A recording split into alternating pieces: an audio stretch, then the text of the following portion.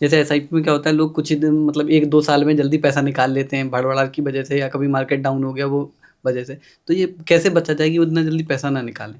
क्या कोई लॉक हो सकता है कि हम उसको लॉक कर दें कि हम निकाल ही नहीं सकते? देखिए, एक कैटेगरी है ईएलएसएस, उस पे 3 साल का लॉकिंग होता है, लेकिन वो अच्छा। सिर्फ टैक्स बचाने के लिए लोग करते हैं। तो एसआईपी एक सेल्फ डिसिप्लिन का चीज़ है, नहीं निकालना चाहिए। मैं एक छोटी सी कहानी सुनाता हूँ, इससे आपको मुझे लगता है कि लोगों को मदद हुँ, मिलेगी।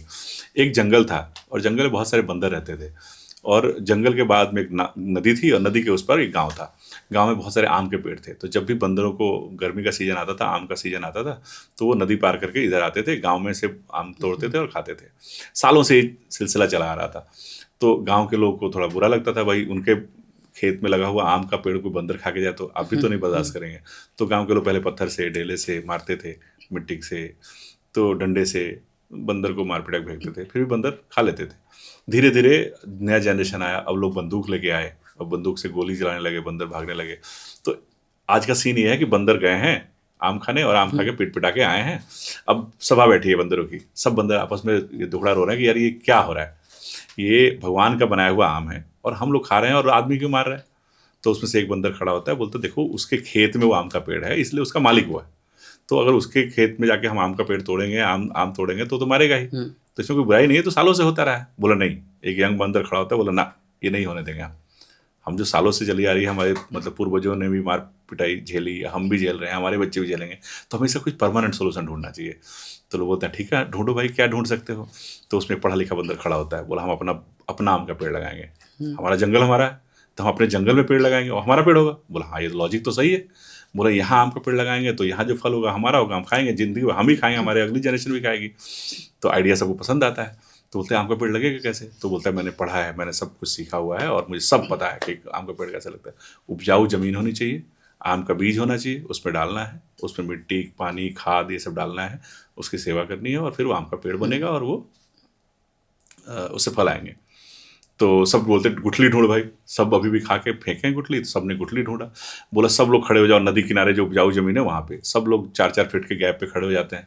बोले जा चलो अब 1-1 फीट का गड्ढा खोदो, सब 1-1 फीट का गड्ढा खोदते हैं। बोला इसमें सब गुठली डालो, सब गुठली डालते हैं। बोला उसमें मिट्टी डालते हैं, मिट्टी डाल दिया। फिर कहीं देखते हैं खाद गोबर वोबर कहाँ पड़ा हुआ है, तो गोबर लेके आते हैं, सब उसमें डालते हैं। फिर उससे पानी छिड़को, नदी में जाते हैं, सब पानी भर के लाते हैं मुँह में और उस पर छिड़कते हैं। तो ये है प्रोसेस, अब आम का पेड़ आएगा और इस पर फल आएगा। तो थोड़ी देर के बाद सब थक जाते हैं, तो कहते हैं अच्छा कल आके देखते हैं। अगले दिन आते हैं तो अगले दिन आम का पेड़ तो आया नहीं है, एक दिन में तो आएगा नहीं।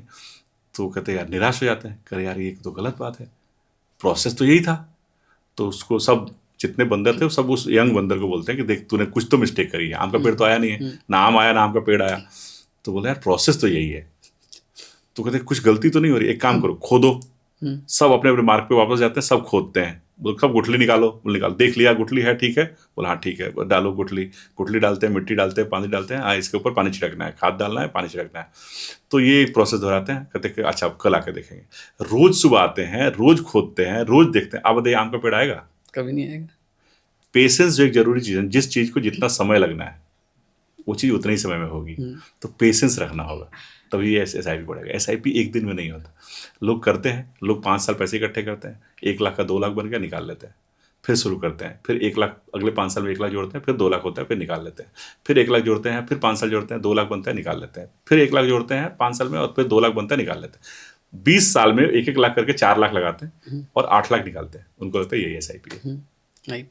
अगर उस 1 लाख, पहले 1 लाख को लगा के छोड़ देते 20 साल तक, मतलब अगर 5 साल ही लगाया और 1 लाख इकट्ठा हुआ, उसका 15 साल नहीं भी दिया, तो भी वो 1 लाख जो 2 लाख हुआ था वो अगले 5 साल में 8 लाख हो जाता, 4 लाख हो जाता, उसके अगले 5 साल में वो 8 लाख हो जाता, और अगले 20वें साल वो 16 लाख हो जाता। 1 लाख लगा के 16 लाख किया जा सकता है, ये वो चीज़ है। लेकिन लोग उसको 4 लाख लगा के 8 लाख निकाल के खुश हो जाते हैं, क्योंकि उसको टाइम नहीं देते। तो पैसा बनाने का एक फॉर्मूला है, कितना पैसा है आपके पास, कितना टाइम है आपके पास, और किस जगह लगाया आपने, किस रेट ऑफ इंटरेस्ट से वो पैसा ग्रो कर रहा है। तो अगर आपका टाइम कम है, पैसा कम है, तो टाइम ज़्यादा दीजिए।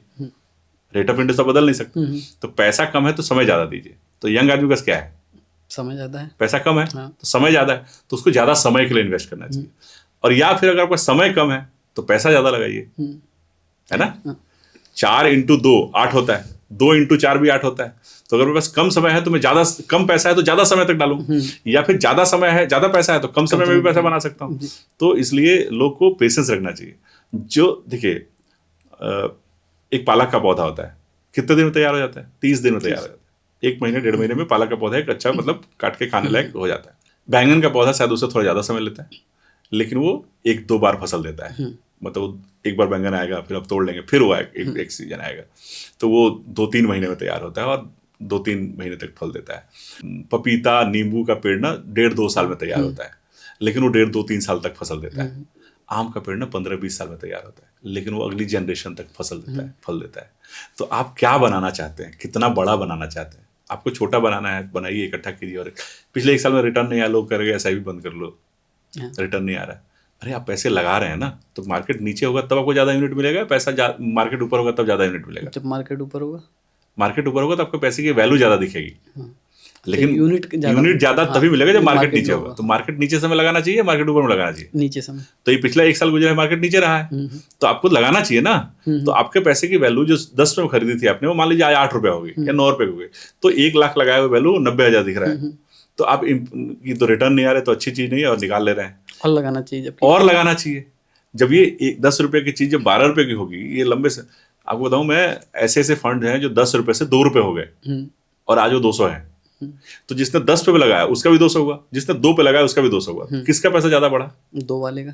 जब 2 का टाइम था तो 10 रुपये लगाया हुआ चीज 2 रुपये दिख रहा था, तो उस समय वो आदमी लगाता? नहीं लगाता।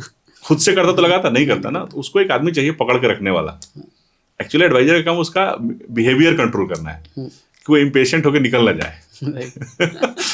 एडवाइजर रिटर्न नहीं बनाता है, और रिटर्न तो मार्केट ही बनाएगा, लेकिन एडवाइजर उसको पकड़ के रखता है, उसका बिहेवियर कि आप बने रहो, ये ठीक चीज है। बस उसको एक आदमी चाहिए आश्वासन देने वाला, समझने वाला, जो समझ बूझ के आश्वासन दे रहा है, जिसको पता हो कि ये चीज अच्छी है, अभी ये टेम्पोररी फेज है, तो बने रहना चाहिए। वो 5-5 साल, 10-10 साल, 20-20 साल जो टाइम होता है ना, ये चुटकी में कह दिया जाता है, लेकिन निकलने में बहुत टाइम लगता है।